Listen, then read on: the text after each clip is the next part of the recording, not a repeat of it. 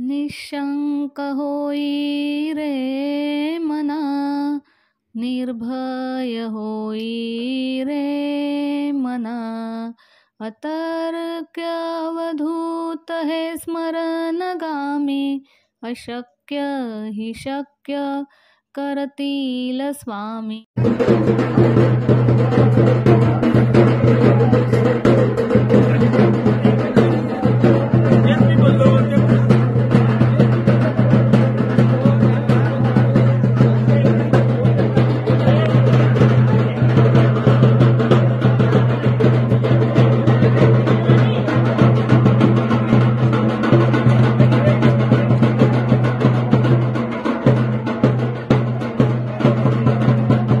स्वामीमय सुप्रभात मंडळी. मी निधी, आपल्या पॅशनेट निधी या चॅनलवर तुम्हा सर्वांचे हार्दिक स्वागत. तर मंडळी, तुम्ही आत्ताच बघितलं की कुलदेवीचं आगमन झालेलं आहे. तर कुलदेवीचे जे पण काही नवीन टाक होते, काही मूर्तीज होत्या देवांच्या, त्या नवीन करायला दिलेल्या आणि तिथे कुलदेवीचं आगमन झालेलं आहे. आणि इथे आम्ही जे पण काही देवपूजेसाठी पाणी लागणार आहे, जो आपण कलश बाजूला मांडतो की नाही जेव्हा एखादी देवपूजा असेल, तर ते जे पाणी आहे ना, ते इथे मस्त गावाला छान अशी प्रथा आहे की ते असं विहिरीवरून स्वच्छ शुद्ध पाणी आणायचं. तर ही प्रथा इथे चालू आहे. तर आता इथे पूर्ण होम हवन चालू आहे. तर आता खरं नक्की काय चालू आहे, तर खूप वर्षांनी हा छान असा सोहळा आम्ही साजरा करणार आहोत. तर देवीचे जे पण काही अगदी जुने टाक होते, खूप वर्षांपूर्वींचे, म्हणजे अगदी 30 ते 35-40 वर्षांपूर्वींचे असू शकतात. तर चला, आजच्या नवीन पिढीमध्ये खूप छान अशी भावना जागृत झालेली आहे की छान असे मस्त मोठे असे आपण कुलदेवीचे टाक बनवायचे, चांदीमध्ये बनवायचे. आणि काही जुने देव होते, तर ते सुद्धा छान असे चांदीमध्ये बनवायचे. तर मग आता हे नवीन देव बनवायचे म्हटलं की त्याची प्राणप्रतिष्ठा ही आलीच. तर अशी ही प्राणप्रतिष्ठा करण्यासाठी आपण छान असं होम हवन करायचं. त्याच्यानंतर सगळ्या देवांची छान अशी प्राणप्रतिष्ठा करायची. त्याचप्रमाणे देव्हारासुद्धा जुना होता, तर तो सुद्धा छान असा नवीन नक्षीदार असा आम्ही बनवून घेतला. सगळ्यांनी मिळून छान सागाचा देव्हारा बनवून घेतला. पुढे तुम्हाला व्हिडिओमध्ये दिसेलच की देव्हारा कशा पद्धतीने बनवून घेतलेला आहे. तर हे सगळं अगदी सोपस्कार संस्कार अगदी खूप वर्षाने मनात आलं आणि ते करायचं ठरवलं आणि इतकं छान पद्धतीने ते आम्ही इथे केलेलं आहे. तर यावरचाच हा व्हिडिओ आहे की आमच्यासुद्धा आठवणीत राहील की असा कोणता तरी छान असा सोहळा आम्ही मस्त संपन्न केलेला आहे. आणि खरंच प्रत्येकाने आपल्या कुलदेवीची पूजा प्रार्थना ही करायलाच हवी. तर आता इथे आमच्या गावामधले जे पण कोणी थोर व्यक्ती असतात, तर ही थोरा मोठ्यांची जी जोडी आहे ती या सगळ्या विधी करण्यासाठी इथे बसलेली आहे. आणि मग त्यांचा मान म्हणजे हळद कुंकू लावणं, अक्षता लावणं, त्यांची ओटी भरणं, तर हे जे पण काही गुरुजी सांगत होते तसे इथे संस्कार आणि सोपस्कार चालू आहेत. तर मग ही जी पण काही जोडी आहे ती खरंच आमच्या सगळ्या भावकीमध्ये मोठी जोडी आहे. आणि खूप असं म्हणतो ना की थोरा मोठ्यांच्या हातातून या सगळ्या विधी व्हायला हव्यात. जसं आपल्या घरात कसा कर्ता पुरुष असतो की त्यांनी केलं की आपल्या पूर्ण घराण्याला त्याचं पुण्य लाभतं, तसं भावकीमध्ये ही जोडी होती, ही सर्वात मोठी होती. त्यांनी हे सगळे सोपस्कार केले ज्याचं पुण्य सगळ्यांनाच लाभणार आहे. तर इथे आम्हा बायकांच्या ओट्या सुरू झालेल्या आहेत. तर बाजूलाच मग सगळ्यांच्या छानपैकी ओट्या भरल्या जात होत्या, कारण सवाष्ण स्त्री म्हणले की तिचा मान हा आलाच. तर प्रत्येक घरातून एखाद्याची ओटी भरली जात होती. तर छान असं मस्त खूप छान असा हा सोहळा संपन्न होत होता. तर त्याच्यानंतर इथे जे पण काही होम हवन आहे ते संपन्न झालेलं आहे. आणि मग असे छान देव मांडलेले आहेत. तर तुम्हाला इथे दिसत असेल की चांदीचा कुलदेवीचा टाक आहे, शंख आहे, शाळीग्राम आहे, गणपती बाप्पा आहेत, बाळकृष्ण आहे. तर या सगळ्यांवर सर्वप्रथम जे पण काही मंत्रतंत्र आहेत ते गुरुजी तिथे म्हणत आहेत. आणि त्याच्यावर अभिषेक केला जात आहे पाण्याने, पंचामृताने आणि पुन्हा पाण्याने. तर असे हे सोपस्कार इथे चालू आहेत आणि मंत्रोच्चारसुद्धा गुरुजींचे चालू आहेत. तर जसं मी मगाशी म्हटल्याप्रमाणे वर्षातून एकदा आपण कुलदेवीची सेवा ही केलीच पाहिजे. वर्षातून एकदा तरी निदान सहकुटुंब कुलदेवीच्या दर्शनाला जावे, कुलदेवीचा ओटी भरून मान काढावा. तर हे जे पण काही सोपस्कार आहेत ना, ते नक्कीच आवर्जून करावेत. तर आता इथे ना आमची छान अशी देवघरची जी रूम असते ना ती आहे, म्हणजे इथे कोणी राहत नाही, ही स्पेशली देवांचीच खोली आहे. तर तिथे हा बघा इतका छान असा सागाचा नक्षीदार देव्हारा बनवलेला आहे. तर तिकडे जी पण काही तयारी चालू आहे तोपर्यंत इथे प्रत्येकाला इथे अभिषेक करण्याची संधी मिळालेली आहे. तर खरंच इतकं छान वाटत होतं ना, की प्रत्येक देवांवर आपण सर्वप्रथम पाण्याने, त्यानंतर पंचामृताने किंवा दुधाने, त्यानंतर पुन्हा पाण्याने असा आमचा अभिषेक चालू होता. तर इतकं छान वाटत होतं ना, कारण एरवी आम्ही जेव्हा पण जायचो तेव्हा नमस्कार करायचो, हळद, कुंकू, अक्षता, फूल वाहायचो, ओटी भरायचो. इतकंच आम्हाला करायला मिळायचं, कारण आम्ही घाईघाईत जायचो. काहीतरी सणवार असेल तेव्हाच गावाला जायचो. पण अशी अभिषेक करण्याची संधी मिळाली ती इतकं छान वाटत होतं ना, की खरंच यावेळेला ना कुलदेवीची सेवा करायला मिळाली आणि मस्त छान मनापासून अगदी प्रत्येकाला, म्हणजे भावकीमध्ये जितक्या व्यक्ती होत्या, मग ती पुरुष मंडळी असू देत, त्याच्यानंतर महिला मंडळ असू देत किंवा अगदी बच्चे कंपनी असू देत, सगळ्यांना हा अभिषेक करण्याचा योग आला. तर खरंच म्हणजे जेव्हा एकत्र एखादी गोष्ट असते ना, तेव्हा या गोष्टी करायला मिळणं कधी-कधी कठीण होतं. तर असा हा योग खूप छान जुळून आला. अदरवाईज आपण आपल्या घरीसुद्धा असा काही टाक पुजून हा अभिषेक घरच्या घरीसुद्धा करू शकतो. तर इथे बघा मस्त श्री कुलस्वामिनी प्रसन्न, स्वाळूबाई प्रसन्न. तर आमची कुलदेवी आहे साळूबाई. तर असा छान असा देव्हारा इथे मांडून झालेला आहे. मस्त खाली पाटाच्या खाली स्वस्तिक काढलेलं आहे आणि त्याच्यावर असा मस्त ओपन देव्हारा आहे. कधी असं म्हणतात की देव्हाऱ्याला घुमट असू नये, तर जसं देवघर असावं तसं हे बनवलेलं. तर आता इथे एक काही विधी चालू आहे की सकाळपासून ही देवांची पूजा अगदी मला वाटतं 8:30 पावणे 9 9 वाजता हे सगळं सुरू झालेलं आहे. तेव्हापासून ते जवळजवळ आता 12:30-1 वाजलेले आहेत. तर भटजींनी सांगितल्याप्रमाणे इथे आता देव तुम्हाला पालथे झालेले म्हणजे झोपलेले दिसत असतील, तर एक 10-15 मिनटं देवांना झोपू दिलेलं आहे.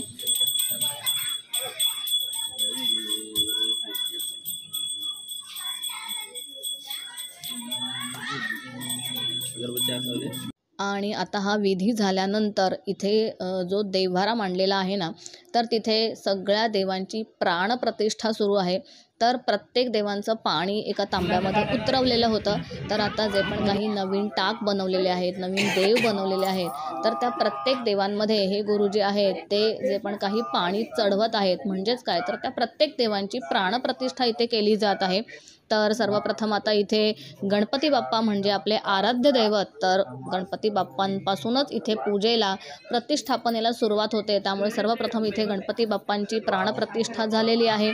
तर असं एक-एक करून मंदिरामध्ये जे पण काही देव होते, जसं शाळीग्राम आहे, बाळकृष्ण आहेत, त्याच्यानंतर शंख. तर शंख ही सुद्धा आमचं कुलदैवत आहे आणि साळूबाई ही कुलदेवता आहे. तर त्याच्याप्रमाणे इकडे हळूहळू प्रत्येक देवांची प्राणप्रतिष्ठा होत आहे. तर इथे आता बाळकृष्णांची सुद्धा प्राणप्रतिष्ठा झालेली आहे आणि त्यांना हळद, कुंकू, अक्षता, फूल वाहून त्यांची विधिवत इथे पूजा केली जात आहे.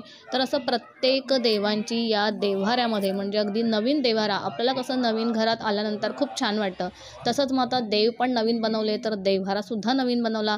तर म्हणतात ना सोने पे सुहागा, तर इतकं सुंदर वाटत होतं ना. तर असं जसं आपण स्वतःसाठी काही गोष्टी करतो ना, तसंच आपण आपल्या देवांसाठी सुद्धा कराव्यात. कारण जे पण काही चालू आहे ते देवांमुळेच चालू आहे. आपण दिलं तर देवसुद्धा आपल्याला बऱ्याच गोष्टी भरभरून देतो. त्यामुळे देवाचं करतानासुद्धा आपण अगदी भरभरून करावं, भरभरून द्यावं आणि अगदी मनापासून करावं. तर तुम्ही हे करून बघा, तुम्हाला याची प्रचिती नक्कीच येईल.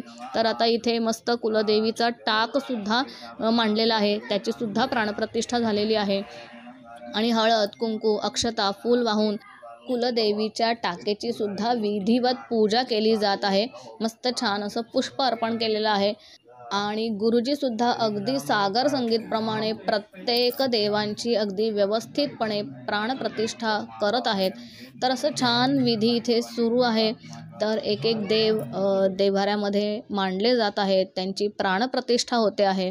तर आम्ही हे छान असं मस्त लांबून न्याहाळत होतो की काय काय चालू आहे, लांबून नमस्कार करत होतो आणि मस्त आहे बघा, देवीने कसं आपल्याला कौल दिलेला आहे. तुम्हाला कळलं असेल, जर तुम्हाला बघताना कळलं नसेल तर व्हिडिओ पुन्हा एकदा मागे करून बघा की जसं सगळेजण अगदी बाहेर उभे राहून नमस्कार करून हे सगळे विधी बघत होते आणि जशी त्या कुलदेवीची पूजा केली तर तिने सुद्धा असं म्हणतो ना कौल दिला तसं फूल खाली पडलेलं आहे। तर पुन्हा व्हिडिओ मागे करून म्हणजे रिवाइंड करून बघा, तुम्हाला दिसेलच। म्हणजे हे अगदी शूट झालं होतं त्याच्यामुळे आपण पुन्हा बघू शकतो। तर खरंच असं म्हणतो ना की आपण जी देवीची सेवा केलेली आहे, पूजा मांडलेली आहे, ती देवीने मान्य केलेली आहे आणि आता सगळ्या देवांना धूप दीप अगरबत्ती इथे दाखवली जात आहे। तर अशी मनापासून अगदी प्रत्येकाने जर अशी पूजा केली ना तर ती नक्कीच पावते। आणि सामूहिक पद्धतीची जी पूजा असते ना त्याच्यामध्ये जे म्हणतो ना की ताकद सामर्थ्य हे सर्वात जास्त असतं, कारण ते आपल्या कुळासाठी केलेली पूजा असते। तर अशी पूजा जर करता आली ना तर फारच उत्तम। त्यामुळे आम्ही इथे अगदी सगळेजण इथे हजर होतो आणि सगळे अगदी मनापासून या सगळ्या देवांची आणि कुलदेवतेच्या टाकेची प्राणप्रतिष्ठा करताना बघत होते आणि मनापासून सगळेजण नमस्कार करत होते। तर अशी छान पद्धतीने ही प्राणप्रतिष्ठा इथे मस्त नवीन देव्हाऱ्यामध्ये अगदी नक्षीदार आणि सागाचा देव्हारा होता हा, तर तिथे ही प्राणप्रतिष्ठा झालेली आहे। त्याच्यानंतर इथे चालू आहे आता सगळी पूजा झाली, नवीन देव्हाऱ्यात छान अशी देवांची प्राणप्रतिष्ठा झाली।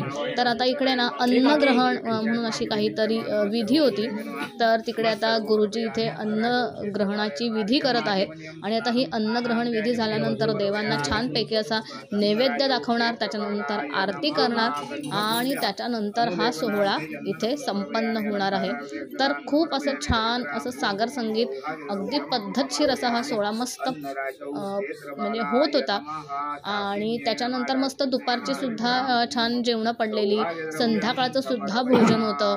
म्हणजे दोन्ही टाईम छान पूजा होऊन सगळ्यांना मस्त छान असं म्हणतो ना की महाप्रसाद सुद्धा मिळाला देवाचा। तर हे बघा इथे आता देवांना नैवेद्य देणं चालू आहे। छान वरण भात पुरी एखादा गोड पदार्थ भाजी असं छान सागर संगीत जेवण होतं आणि हा नैवेद्य दाखवून झाल्यानंतर आम्ही सर्वांनी आरती केली।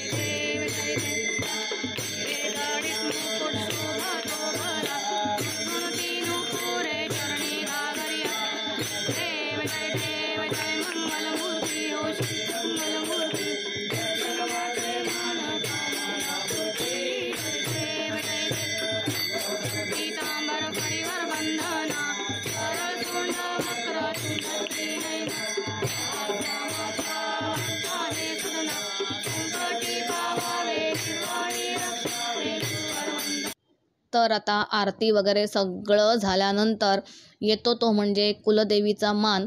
तर आता इथे मी कुलदेवीची ओटी भरते आहे। तर आपल्याला जसं जमेल तसं आपण अगदी खणा नारळाने किंवा साडीने आणि खणा नारळाने आपण ओटी भरावी। तर आता इथे मी मस्त छान अशी लाल रंगाची कुलदेवीला साडी घेतलेली आहे आणि मग त्याचबरोबर छान असा कुंकवाचा करंडा पितळेचा, आपण म्हणतो ना फूल ना फुलाची पाकळी, आपल्याला जसं जमेल ना तसं आपण नेहमी देवासाठी करावं, कारण देव हे आपल्याला नेहमीच भरभरून देत असतो आणि आपणही ते घेत असतो। तर देवाला देताना किंवा देवीला देताना कधीही मागे पुढे बघू नये। तर जितकं द्यावं तितकं कमीच आहे। तर मस्त छान इथे बांगड्या घेतलेल्या आहेत आणि छान अशी ओटी भरून झालेली आहे आणि संध्याकाळी सुद्धा इथे महाप्रसाद असल्यामुळे ना पूर्ण महिला मंडळ अगदी खुश होतं आणि त्याच्यामुळे ना सगळ्या विधी या महिला मंडळांना सुद्धा अगदी मनापासून आणि म्हणतो ना भक्तिभावाने अटेंड करता आल्या, कारण नाहीतर महिला मंडळ कामामध्येच व्यस्त असतं। तर आता इथे रात्रीचा हरिपाठ चालू आहे आणि हरिपाठानंतर भजन पण होतं आणि अशा प्रकारे छान असा हा सोहळा मस्त संपन्न झाला। खूप प्रसन्न वाटत होतं की कधीतरी पूर्ण दिवस हा आपण देवासाठी दिलेला आहे, नाहीतर रोजचं जीवन हे आपण आपल्या स्वतःसाठी व्यतीत करतच असतो। सगळं काही जे हवं आहे ते स्वतःला हवं, जे पण करायचं आहे ते स्वतःसाठी करायचं आहे।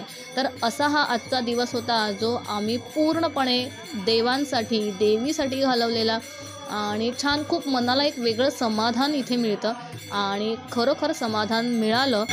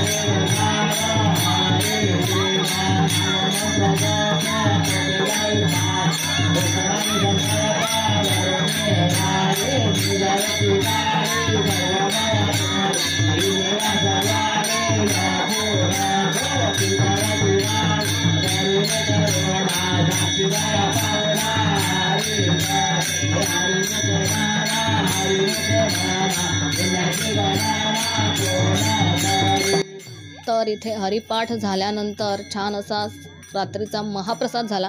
माझा तर पौर्णिमेचा उपवास होता, त्यामुळे मी दुपारीच सोडला. आणि मस्त छान असे काही काही क्लिक्स इथे मी घेतलेले आहेत, ते सुद्धा तुमच्याबरोबर शेअर केलेले आहेत. तर मंडळी, हा जो पण काही कुलदेवीचा प्राणप्रतिष्ठापनेचा जो सोहळा होता तो अगदी छान पद्धतीने इथे संपन्न झालेला आहे. आणि या व्हिडिओतून मला इतकंच सांगायचं आहे की जसं आपण आराध्य दैवत म्हणून गणपती बाप्पांची पूजा करतो तर ते तर आलंच, पण त्यानंतर आपण आपल्या कुलदेवीची सेवा करणं सुद्धा तितकंच महत्त्वाचं आहे. आपल्याला नाहीच जमलं तर वर्षातून एकदा तरी निदान आपण कुलदेवीच्या दर्शनाला जायचं आहे.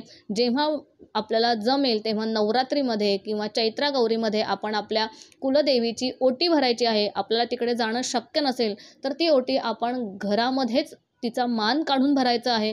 आणि जेव्हा शक्य असेल तेव्हा आपण त्या स्थानी जाऊन ती ओटी पुन्हा एकदा तिच्या मानाने काढायची आहे. तर अशा प्रकारे हा व्हिडिओ होता मंडळी. कसा वाटला व्हिडिओ नक्की सांगा, आणि तुमचं काय यावर म्हणणं आहे ते सुद्धा मला कमेंट बॉक्समध्ये लिहून सांगा. तर चला, एवढं सांगून मी माझ्या या व्हिडिओचा एंड करते आहे. तर श्री कुलदेवी माते की जय, श्री साळूबाई प्रसन्न. तर असं म्हणून श्री कुलदेवताभ्यो नमः, श्री कुलदेवताभ्यो नमः.